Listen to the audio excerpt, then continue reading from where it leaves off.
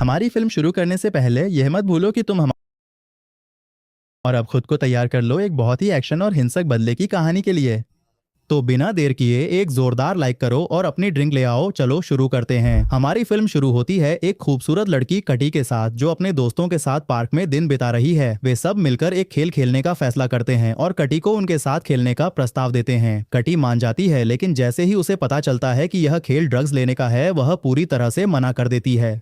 लेकिन बेशक वे उसे मनाने की कोशिश करते हैं ताकि वह उनके साथ खेले और उसे बताते हैं कि वह बहुत मजा करेगी, तो काती मान जाती है क्योंकि उसकी मानसिक स्थिति इस समय बहुत खराब है। वह उनसे गोली लेती है और बियर भी पीती है और कुछ ही सेकंड में नशे का असर शुरू हो जाता है और अचानक वे सब हंसने लगते हैं और पूरे दिन एक साथ नाचते रहते हैं। जब वे खत्म करते हैं तो काती अपनी करीबी दोस्त सोलिन के साथ अपने घर लौटती हैं। वे काती की माँ के साथ मजाक करते हैं और उनसे खाना चुराते हैं और दौड़ते हैं। फिर वे बेडरूम में जाते हैं और सोलिन बहुत खुश होती है क्योंकि 1 महीने और कुछ दिनों में वे न्यूयॉर्क जाने में सक्षम होंगे। तो काती बहुत खुश हो जाती है क्योंकि उसका जीवन का सपना है कि वह वहां जाए और संग्रहालयों का दौरा करे। लेकिन उसी समय उसकी माँ आती है और उन्हें बताती है कि काती का चाचा जेसन उन्हें कल अपने घर ले जाएगा क्योंकि उसने उनके लिए बस की टिकटें बुक कर ली हैं जो उन्हें जैविक फार्म तक ले जाएगी।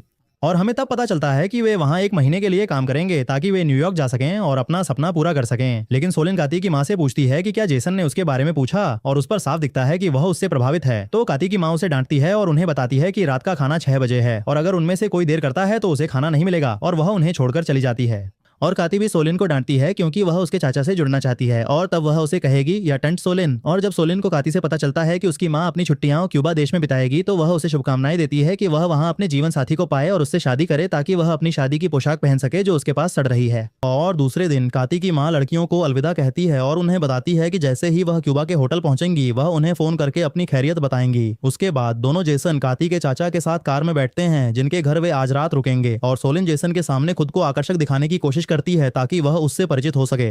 तो जेसन उससे बात करता है और उसे बताता है कि वह संघीय जांच ब्यूरो में एक जासूस है, लेकिन फिलहाल छुट्टी पर है। और उस समय सोलिन को वह और भी पसंद आने लगता है। जब वह उससे पूछती है कि क्या वह किसी के साथ है, तो वह कहता है कि वह एक लड़की से प्यार करता है जिसका नाम जिमा है, और उसे बताता है कि वह वास्तव में उनके घर पर उनका इंतजार कर रही है ताकि उनसे मिल सके। तो सोलिन बहुत परेशान हो जाती है और उससे पूछती है कि क्या वे सच में शादी करने वाले हैं या बस अच्छा समय बिता रहे हैं। और यहाँ जेसन उसे चौंका देता है कि वह उसे बहुत प्यार करता है और वे 5 साल से साथ हैं। और तब काती उसे देखती है और हंसती है क्योंकि अब वह उससे शादी नहीं करेगी और उसे आंटी सोलिन नहीं कहेगी। जब वे जेसन के घर पहुंचते हैं तो जिमा उनका स्वागत करती है और उनके आने से बहुत खुश होती है। और फिर जेसन उन्हें उस कमरे में ले जाता है जहां वे सोएंगे, और रात में सोलिन कैटी को सुझाव देती है कि वे अपने नाम बदल लें ताकि उन्हें लगे कि उन्होंने अपनी जिंदगी में कुछ नया किया है। और वास्तव में कैटी नाम चुनती है रिबेल और सोलिन नाम चुनती है हीदर, क्योंकि वह स्कूल में उसकी आदर्श थी। और अगले दिन जेसन अपनी कार में उन्हें बस स्टेशन ले जाता है जो उन्हें फार्म तक ले जाएगी। और काती सोलिन के साथ स्टेशन की कर्मचारी से बस के समय के बारे में पूछने जाती है। तो कर्मचारी उन्हें बताती है कि बस का समय 1 घंटे बाद है, लेकिन उस समय सोलिन बाथरूम जाना चाहती है। लेकिन कर्मचारी उसे बताती है कि बाथरूम फिलहाल काम नहीं कर रहा है, और उसे बताती है कि पास के कैफे में एक बाथरूम है। लेकिन वह उन्हें सलाह देती है कि वहां की कॉफी न पिएं क्योंकि वे सचमुच इसकी लत लगा लेंगे। तो वे बाहर निकल जाते हैं। दोनों जेसन को बताते हैं कि वे कैफे में बैठेंगे जब तक बस नहीं आ जाती। तब जेसन कैटी से कहता है कि वह अपना ख्याल रखे, और जैसे ही वह फार्म पर पहुंचे उसे फोन करके उसे आश्वस्त करे। कैटी कहती है कि वह उसे संदेश भेज देगी, लेकिन वह जोर देता है कि वह उसे फोन करे ताकि वह सुनिश्चित कर सके कि वही बात कर रही है। और सोलन उसके अनुरोध से हैरान होती है। तो कैटी कहती है कि वह पुलिस अधिकारी है और उसे उन पर नियंत्रण रखना होता है। और जेसन उस समय हंसता है और उससे कहता है कि अगर वह उसे संदेश भेजे तो उसमें एक पासवर्ड डाल दे ताकि वह सुनिश्चित कर सके कि वही भेज रही है। और उनके बीच बड़ी बहस के बाद वे सहमत होते हैं कि पासवर्ड हर संदेश में बदलते रहेंगे। और जेसन उसे बताता है कि उसे ऐसा करना होगा ताकि अगर उसे कुछ हो जाए तो वह जान सके और उसकी मदद कर सके। लेकिन उसी समय 2 युवक एक कार में उनके सामने से गुजरते हैं और ऐसा लगता है कि वे काती और सोलन से प्रभावित हैं। लेकिन वे जल्दी से चले जाते हैं जब वे देखते हैं कि उनके साथ एक आदमी है। और जब जेसन उन्हें अलविदा कहता है और चला जाता है तो वे दोनों कैफे जाते हैं ताकि बाथरूम जा सकें। लेकिन उसी समय वे दोनों लड़के जो कार में थे कैफे में प्रवेश करते हैं और हमें पता चलता है कि वे भाई हैं और उनके नाम जैक और लुकास हैं। और जैसे ही सोलन उन्हें देखती है वह उन दोनों पर मर मिटने को तैयार हो जाती है और वे सब एक टेबल पर बैठ जाते हैं और सोलन उन्हें उनके नए नामों से परिचित कराती है। लेकिन लुकास बहुत चौंक जाता है जब उसे पता चलता है कि वे एक पूरा महीना काम करना चाहते हैं ताकि वे यात्रा कर सकें और मजे कर सकें, और जाहिर है वह इसे बहुत तुच्छ कारण मानता है। तब जैक उन्हें बताता है कि उन्हें बस का इंतजार करने की जरूरत नहीं है क्योंकि वह अपनी कार से उन्हें फार्म तक पहुंचा सकता है। लेकिन कैटी मना कर देती है और उसे धन्यवाद देती है कि वह ध्यान रख रहा है और कहती है कि बस उन्हें पहुंचा देगी। तो वे दोनों शर्मिंदा हो जाते हैं और उन्हें अलविदा कहकर चले जाते हैं। लेकिन सोलन काती पर जोर देती रहती है कि वे उनके साथ जाएं क्योंकि वह लुकास से बहुत प्रभावित है और वास्तव में वे तय करते हैं कि वे उनके साथ जाएंगे। लेकिन अजीब बात यह है कि वे दोनों के बीच में बैठते हैं और सोलन बहुत खुश होती है कि वह लुकास से मिली और उससे बात शुरू करती है ताकि वह उससे जुड़ सके। और थोड़ी देर बाद वे फार्म के प्रवेश द्वार के पास से गुजरते हैं तो काती जैक से कहती है कि वह यहाँ रुक जाए क्योंकि वे पहुंच गए हैं।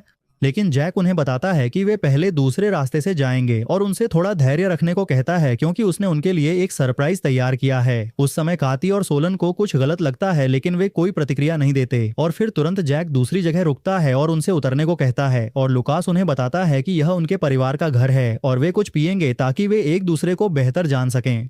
लेकिन दोनों लड़कियां अभी भी डरी हुई होती हैं। लेकिन जैसे ही वे अपनी मानी को घर से बाहर आते हुए देखती हैं वे थोड़ी राहत महसूस करती हैं और तब मानी अपने दोनों बच्चों को डांटती हैं क्योंकि वे उन्हें घर के बाहर छोड़ देते हैं और उनसे कहती हैं कि अंदर आओ ताकि सब साथ में दोपहर का खाना खा सकें।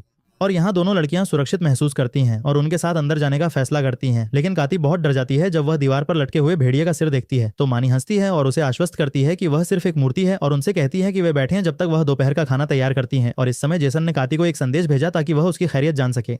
तो काती उसे एक संदेश भेजती है और बताती है कि वे ठीक हैं और वह पासवर्ड लिखती है जिस पर वे सहमत हुए थे। और उसी समय मानी खाना परोसने आती है और उनसे कहती है कि खाने से पहले खा लें। तो वे दोनों खाना शुरू करते हैं और खाने के स्वाद से बहुत प्रभावित होते हैं और उसका धन्यवाद करते हैं। और उस समय लुकास और जैक उनका अपने साधारण घर में स्वागत करते हैं। लेकिन उस समय सोलन को बहुत चक्कर आ रहा होता है। तो वह कैटी से कहती है कि इस खाने में नशा है और जल्दी से वे घर से भागने लगते हैं और कोशिश करते हैं कि वे भाग जाएं। लेकिन जैक और लुकास उनके पीछे दौड़ते हैं और उन्हें पकड़ लेते हैं क्योंकि वे बेहोश हो जाते हैं दवा के कारण। जब वे होश में आते हैं तो खुद को पूरी तरह नग्न और जंजीरों से बंधा हुआ एक अजीब जगह पर जंगल के अंदर पाते हैं। उनके शरीर पर हल्के यातना के निशान दिखाई देते हैं लेकिन जाहिर है वे दोनों कुछ भी याद नहीं कर पाते। और काती चिल्लाने लगती है क्योंकि उसे लगता है कि वे उन्हें मार देंगे। लेकिन सोलिन उसे शांत करने की कोशिश करती है और कहती है कि वे यहाँ से निकल जाएंगे। लेकिन अचानक वे देखते हैं कि जैक उनके पास आ रहा है और उसके पास एक बंदूक है और वह उनके साथ चिल्ला रहा है। वह उन्हें बताता है कि वे शहर से पूरी तरह से अलग थलग जगह पर हैं और कोई भी उन्हें नहीं सुनेगा। तो सोलिन उससे विनती करती है कि वह उन्हें जाने दे। लेकिन जैक उन्हें समझाता है कि उन्हें उसकी बात सुननी होगी ताकि वह उनकी इच्छा पूरी कर सके और उन्हें जाने दे। और वह उन्हें कपड़े और कुछ अन्य चीजें देता है और उन्हें बताता है कि उनमें से हर एक को दूसरे से दूर एक कंटेनर के अंदर सोना होगा। तो वे दोनों उन कमरों के अंदर बैठे रहते हैं और बहुत डरे हुए हैं क्योंकि उन्हें कुछ समझ नहीं आ रहा है। थोड़ी देर बाद उनके पास एक व्यक्ति आता है जिसका नाम बोरिस है और हमें पता चलता है कि वह गिरोह का नेता है। बोरिस कैटी को आश्वस्त करता है कि वह ठीक है और उसे अभी तक यातना नहीं दी गई है। और जब वह सोलिन का कमरा खोलने जाता है और जैक को उसके साथ पाता है तो उसे मारता है क्योंकि उसने उसकी गाड़ी बिना पूछे ले ली थी और उसे सोलिन को कमरे से बाहर निकालने का आदेश देता है। उसके बाद वह उन दोनों से जो हुआ उसके लिए माफी मांगता है। लेकिन उसे काती के फोन पर जेसन नाम के व्यक्ति से एक संदेश मिलता है जो उसकी खैरियत जानना चाहता है। तो काती उसे बताती है कि वह उसका चाचा है। लेकिन वह हैरान होता है कि उसने काती कहा जबकि उसने अपना नाम रिबेल बताया था। और फिर सोलिन स्थिति को संभालती है और कहती है कि यह उसका छद्म नाम है। लेकिन बोरिस उससे चुप रहने को कहता है और कैटी को धमकी देता है कि अगर उसने उस पर झूठ बोलने की सोची तो वह उसे मार डालेगा। तो कैटी उससे डरते हुए कहती है कि यह सच में उसका असली नाम है। और तब बोरिस जेसन को एक संदेश भेजता है और उसे बताता है कि वे ठीक हैं।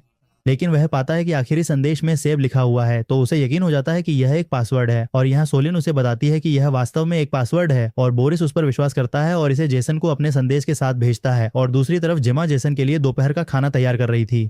और जैसे ही वह संदेश देखती है उसे तसल्ली होती है कि वे ठीक हैं क्योंकि उसे पासवर्ड के बारे में कुछ नहीं पता। और जब हम लड़कियों के पास लौटते हैं तो हमें पता चलता है कि बोरिस ने उन्हें उसके सामने नहाने के लिए मजबूर किया और वह जैक को भी उनके साथ बैठा देता है और उनकी ओर बंदूक तान देता है। लेकिन अचानक उनके सामने एक अजनबी व्यक्ति आ जाता है और जैक पर अपनी बंदूक तान देता है क्योंकि उसे शक होता है कि कुछ गड़बड़ हो रही है। और सच में लड़कियां उसकी तरफ दौड़ती हैं और उसे बताती हैं कि वे अगवा की गई है। तो वह व्यक्ति यह तय करता है कि वह उनकी रक्षा करेगा। लेकिन अचानक वह जैक और लुकास के साथ मजाक करता है। और चौंकाने वाली बात यह है कि वह वास्तव में उनके साथ है। वह पुलिस विभाग में एक अधिकारी है और उसका नाम एंडर्स है। और उस समय एंडर्स यह तय करता है कि वह कैटी को चुनेगा और वास्तव में वह उसके साथ कमरे में जाता है और उसका बलात्कार करता है। और जब सोलिन उसे देखने जाती है तो उसे रोते हुए पाती है और वह बोल नहीं पा रही होती। कुछ घंटे बाद एक और व्यक्ति आता है जिसका नाम बिडो है और वह सोलिन को चुनता है और उसके साथ कमरे में जाता है। लेकिन सोलिन उसे गाली देती है ताकि वह उसे छोड़ दे। तो बिडो उस पर गुस्सा हो जाता है और उसके शरीर पर सिगरेट से जलाता है। फिर वह उसे बहुत ही बर्बरता से बलात्कार करता है। और कमरे के बाहर लुकास सोलिन की चीख सुनता है और उस पर यह साफ दिखता है कि वह जो हो रहा है उससे खुश नहीं है। लेकिन वह उनकी मदद करने की कोशिश नहीं करता। और दूसरी तरफ हम जेसन को देखते हैं जो जिमा से लड़कियों के बारे में पूछता है कि क्या उन्होंने संदेश भेजा। तो जिमा उसे आश्वस्त करती है कि उन्होंने संदेश भेजा और कहा कि वे ठीक हैं और फार्म हाउस पहुंच गए हैं। लेकिन जेसन जब संदेश देखता है तो पाता है कि पासवर्ड नहीं बदला गया जैसा कि वे सहमत हुए थे। तो जिमा उससे कहती है कि वे निश्चित रूप से इसे बदलना भूल गए और उससे कहती है कि वह हर चीज पर शक करना बंद कर दे क्योंकि यह उसे पागल कर देगा। लेकिन वह फिर भी चिंतित रहता है और वह उस फार्म हाउस पर फोन करने का फैसला करता है जहां वे काम करने वाले हैं ताकि उनकी खैरियत जान सके। लेकिन वह चौंक जाता है कि लड़कियां वहां पहुंची ही नहीं। तो उसे यकीन हो जाता है कि वे खतरे में हैं और वह तय करता है कि वह उनके पास जाएगा। जब हम लड़कियों के पास लौटते हैं तो जैक और लुकास उन्हें जंजीरों से बांध रहे होते हैं, लेकिन अचानक वे एक अजीब जानवर की आवाज सुनते हैं और बहुत डर जाते हैं। तभी जैक और लुकास उनके चेहरे ढक देते हैं और उन्हें आदेश देते हैं कि वे ये नकाब ना उतारें वरना उन्हें मार देंगे। अचानक उनके सामने एक आदमी सुअर के मुखौटे में दिखाई देता है और जैसे ही लड़कियां देखती हैं वे डर के मारे चिल्लाने लगती हैं और वह आदमी सोलिन को चुनता है और उसे कमरे के अंदर खींच लेता है और उसके साथ बहुत ही बर्बरता से बलात्कार करता है। और उसी समय जेसन पुलिस स्टेशन जाता है ताकि अपहरण की घटना की रिपोर्ट कर सके। वहां वो अधिकारी एंडर्स से मिलता है और उसे जो हुआ उसके बारे में बताता है और कहता है कि उसे शक है कि लड़कियों का अपहरण हुआ है। तो अधिकारी हंसता है और उसे बताता है कि इस उम्र में लड़कियां नई दोस्तियां बनाने की कोशिश करती हैं और वह उसे यकीन दिलाता है कि वे नए दोस्तों से मिले हैं और उनके साथ अच्छा समय बिता रहे हैं। लेकिन वह देखता है कि जेसन इस बात पर अड़ा हुआ है कि वे अगवा की गई हैं। तो वह उससे पूछता है कि उसे कैसे पता। यहाँ जेसन उसे बताता है कि उन्होंने वह पासवर्ड इस्तेमाल नहीं किया जो उसने उन्हें बताया था। तो अधिकारी चौंक जाता है और समझता है कि लड़कियों ने गिरोह को धोखा देने में कामयाबी पाई ताकि वे अपने चाचा को बता सकें कि वे अगवा की गई हैं। लेकिन वह जेसन के सामने नहीं दिखाता और उससे वादा करता है कि वह खुद उन्हें ढूंढेगा और जैसे ही वह उन्हें पाएगा तुरंत उसे बताएगा। जब बोरिस को पता चलता है कि उसे धोखा दिया गया है वह जैक को लड़कियों से दूर ले जाता है ताकि उससे बात कर सके और उसे आदेश देता है कि वह दोनों को खत्म कर दे और उन्हें नदी में फेंक दे क्योंकि वे नहीं चाहते कि पुलिस उनके करीब आए। और हम देखते हैं कि कैटी उन्हें सुन रही है और बहुत चौंक जाती है जब उसे पता चलता है कि वे उन्हें मारने वाले हैं। और इस समय हम देखते हैं कि जैक उस कैफे में जा रहा है जहां उसने उन्हें आखिरी बार छोड़ा था क्योंकि उसने खुद उन्हें ढूंढने का फैसला किया है। और जब वह बुफे के कर्मचारी से उनके बारे में पूछता है तो वह कहता है कि उसने उन्हें दो युवकों के साथ देखा था लेकिन छोटी लड़की बहुत खुश थी। जेसन चौंक जाता है और उससे पूछता है कि वे उसके बाद कहाँ गए। यहाँ पर कर्मचारी उसे बताता है कि वे नीले रंग की कार में गए और वह उसे उसकी पूरी विशेषताएं बताता है क्योंकि वह खुद भी वैसी ही कार लेना चाहता है। तो जेसन उसका शुक्रिया अदा करता है और चला जाता है जब उसे यकीन हो जाता है कि वे सच में खतरे में हैं। और दूसरी तरफ बोरिस लड़कियों के पास जाता है और उसके साथ जैक और बिडो होते हैं और वह बिडो से कहता है कि वह उनके साथ समय का आनंद ले और जैक को लेकर चला जाता है। तो काती उसे फंसाने की कोशिश करती है और उसे लुभाने के लिए अपने कपड़े उतार देती है। लेकिन हम चौंक जाते हैं कि वह ऐसा इसलिए कर रही है ताकि वह उसके पास पहुंच सके और उसकी गर्दन पर काट लेती है जब तक कि वह खत्म नहीं हो जाता। तो सोलिन चौंक जाती है और जल्दी से खुद को और कैटी को आजाद कर लेती है और वे वहां से भाग जाते हैं। और उस समय अधिकारी अपनी गाड़ी लेकर उन्हें खत्म करने जा रहा होता है लेकिन वह वहां बिडो की लाश देखकर चौंक जाता है और उसे वहां लड़कियों का कोई निशान नहीं मिलता। और वह चौंक जाता है जब उसे पता चलता है कि लड़कियों ने उसे चकमा दिया और उसकी गाड़ी चुराकर भाग गई। थोड़ी देर बाद वे गाड़ी से एक सुपरमार्केट पहुंचते हैं और अंदर जाकर बहुत सारी चाकू और यातना के उपकरण खरीदते हैं क्योंकि उन्होंने तय किया कि वे पूरी गैंग से बदला लेंगे जो उन्होंने उनके साथ किया। और इस समय जेसन ट्रैफिक ऑफिस जाता है और वहां उनसे बातचीत करता है ताकि नीली कार के मालिक का नाम जान सके। बहुत बहस के बाद उसे पता चलता है कि उसका नाम बोरिस है और वह उनसे उसका पता भी ले लेता है। और तब हम देखते हैं कि बोरिस अपने घर लौट रहा है लेकिन वह गाने की आवाज़ सुनता है और जैसे ही वह अपना चेहरा घुमाता है वह काती और सोलिन को देखता है जो उस पर कील से भरी गेंदें फेंकते हैं जब तक कि उसका चेहरा पूरी तरह से विकृत नहीं हो जाता। फिर वे उसे बांध देते हैं और एक एक करके उस पर अत्याचार करना शुरू करते हैं ताकि वह वही महसूस करे जो उन्होंने महसूस किया। तो बोरिस उन्हें पेशकश करता है कि वह उन्हें अपनी सारी पैसे दे देगा ताकि वे उसे छोड़ दें और उन्हें वह जगह बताता है जहां उसने पैसे छुपाए हैं। और सच में काती उस डिब्बे को लेने जाती है जिसमें पैसे हैं और वह बहुत खुश होती है। लेकिन वह उससे कहती है कि उन्हें उस सुअर का स्थान बताए जिसने उनका बलात्कार किया और वे उसे छोड़ देंगे। लेकिन वह उन्हें बताने से इनकार करता है क्योंकि अगर उसे पता चला तो वह उसे मार देगा। इसीलिए लड़कियां एक बहुत बड़ा खूंटा तैयार करती हैं और उसे उस दिन पर पछतावा होता है जब उसने उन्हें नुकसान पहुंचाने की सोची। और उसी समय जेसन बोरिस के घर पहुंच जाता है। जैसे ही वह उसकी चीख सुनता है वह तेजी से घर की ओर दौड़ता है और वह चौंक जाता है कि उसे बहुत ही क्रूर तरीके से प्रताड़ित किया गया है। वह चौंक जाता है और जिसने ऐसा किया उसे ढूंढने जाता है लेकिन उसे कोई नहीं मिलता और लड़कियां वहां से बोरिस की गाड़ी लेकर भाग जाती हैं और अपनी बदले की यात्रा जारी रखने जाती हैं। और उस समय जेसन फैसला करता है कि वह शेरिफ के पास जाएगा ताकि पता चल सके। कोई नई जानकारी नहीं मिलती लेकिन अधिकारी उसे समझाता है कि मामला समय लेगा, उससे एक हफ्ते बाद आने को कहता है। तो जेसन फैसला करता है कि वह केटी को कॉल करेगा, शायद वह जवाब दे दे। लेकिन आश्चर्य की बात यह है कि उसका फोन सच में बजता है लेकिन वह फोन मोमूर की जेब में है। और उसी समय मोमूर उसे हथियार से धमकी देता है कि अगर वह अपनी जगह से हिला तो उसे मार देगा। और उसी समय सोलिन और केटी नकाबपोश आदमी का स्थान पता कर लेते हैं और हमें पता चलता है कि वह चर्च में एक पादरी है। तो सोलिन तय करती है कि वह ही उसके पास जाएगी और उसके पास एक बेसबॉल बैट होता है लेकिन वह हंसता है और कहता है कि वह उसके साथ कुछ नहीं कर पाएगी। लेकिन अचानक काती उसे बेसबॉल बैट से सिर पर मारती है और उसे बेहोश कर देती है। फिर वे उसे कार में बांधते हैं और उसे घसीटते रहते हैं जब तक कि उसका शरीर नष्ट नहीं हो जाता। वे मार्केट से कुछ खरीदने के लिए नीचे जाते हैं और उसे मरने के लिए छोड़ देते हैं। जब वे लौटते हैं तो उस पर पेट्रोल डालते हैं और आग लगा देते हैं और उसे छोड़कर चले जाते हैं। उसी समय अधिकारी जेसन को उसके घर में बांधता है और उसे छोड़कर 2 लड़कियों को लाने जाता है जिन्हें उसने अगवा किया था ताकि उनका भी बलात्कार कर सके। लेकिन अचानक काती और सोलिन उसके पीछे से आती हैं और उसे डंडे से सिर पर मारती हैं और वह बेहोश हो जाता है। और जब अधिकारी होश में आता है तो खुद को कुर्सी पर बंधा हुआ पाता है और दोनों लड़कियां उसके सामने होती हैं। वह उनसे कहता है कि वह उन्हें बहुत सारे पैसे दे सकता है ताकि वे उसे छोड़ दें। लेकिन तभी काती हंसती है और कहती है कि ऐसा लगता है कि पूरे शहर के पास बहुत पैसा है। फिर वह उसे अपने दोनों हाथों में से एक चुनने के लिए कहती है और समझाती है कि उनमें से हर एक में एक बड़ा सरप्राइज है। अधिकारी दायां हाथ चुनता है जिसमें एक गोली होती है और यहाँ सोलिन हंसती है और उसे बताती है कि वह बहुत भाग्यशाली है। फिर वह गोली को पिस्तौल में डालती है और वे उसे थोड़ा यातना देते हैं लेकिन अंत में उसे मार देते हैं। और थोड़ी देर बाद जेसन को वे 2 लड़कियां मिलती हैं जिन्हें अधिकारी ने अगवा किया था। वे उसे आजाद करने आती हैं। जब वह उनसे पूछता है कि क्या हुआ तो वे उसे कुछ भी बताने से डरती हैं।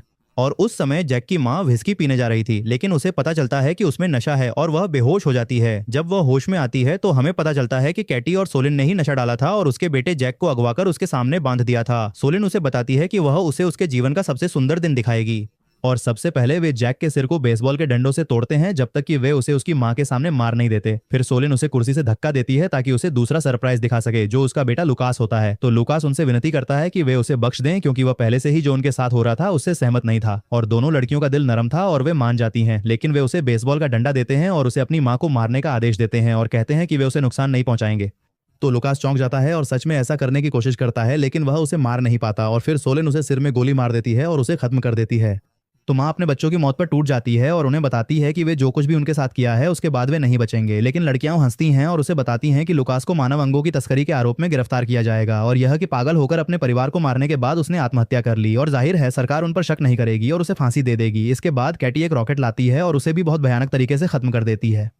और कुछ दिन बाद हम उन्हें घर में देखते हैं। वे खुद को तैयार कर रहे हैं ताकि वे यात्रा कर सकें और अपना सपना पूरा कर सकें। लेकिन मणिकटी की माँ उनके बारे में थोड़ी चिंतित होती है। लेकिन उस समय जेसन हंसता है और कहता है कि उनसे डरना चाहिए, उनके लिए नहीं।